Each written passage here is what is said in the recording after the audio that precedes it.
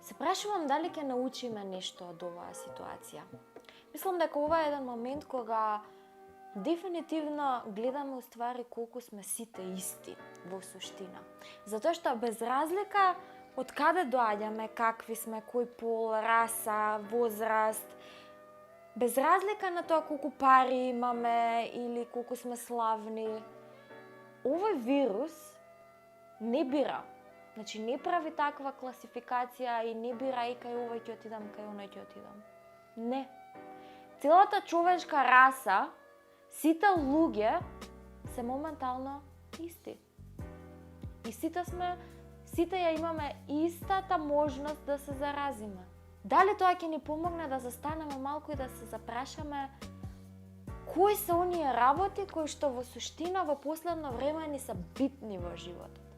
И колку овие работи се битни или небитни? Дали ќе ни биде и понатаму битно колку пари имаме, колку сме славни, колку лајкови имаме, колку фоловерс, како сме нашминкани, како сме облечени, колку пари вредела тренерката и од кој бренд, или карминчето од кај сме го купиле и која пудра сме ја ставиле? Дали овие работи понатака ќе бидат важни? Дали кога ќе заврши се во ова ќе се смени нешто или ќе си продолжиме понатака по старо? Прашања што ме мачат. Многу интересна појава ми беше размислувањето на младите кога на почетокот се велеше дека само постарите имаат се во опасност за да починат, да умрат од овој вирус. И кога беше као, ние младите ништо не е нас, ќе си идаме, ќе си шетаме, ќе си правиме дружби во парк, на водно, вамо тамо. Сега почина дечко од 31 година. Предпоставувам сега на сите ви е јасно колку ствари сме сите исти. Од Том Хенкс до бездомници на улица, сите сме исти. Арно, ама кај нас има еден добар процент од луѓето кои што ги осудуваат и размислувањата кон оние кои што се заразени се као дека тие си се криви, дека тие направиле, дека се вакви, такви, онакви, сега како лепра да имаат, ќе се однесуваме со нив. И толку многу се стигматизираат овие луѓе кои што се заразени, што мене ми се крева косата на главата кога гледам со кои луѓе живеам во оваа држава.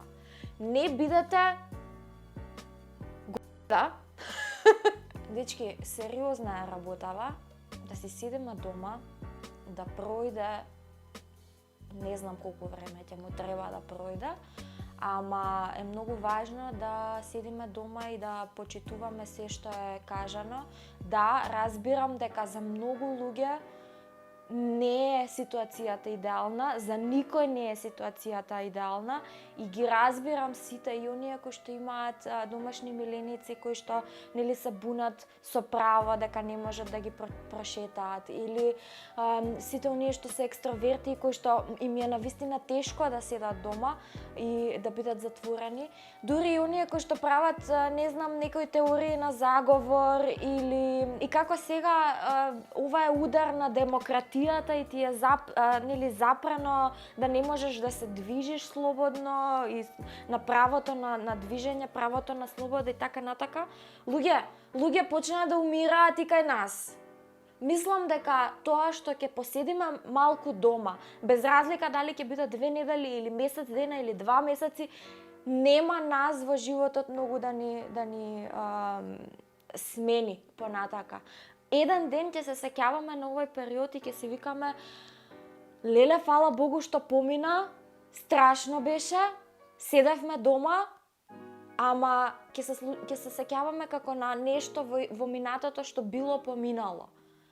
Значи, мислам дека можеме да се стрпиме и да си го пополниме времето, да направиме да ни биде интересно, на секој на свој начин.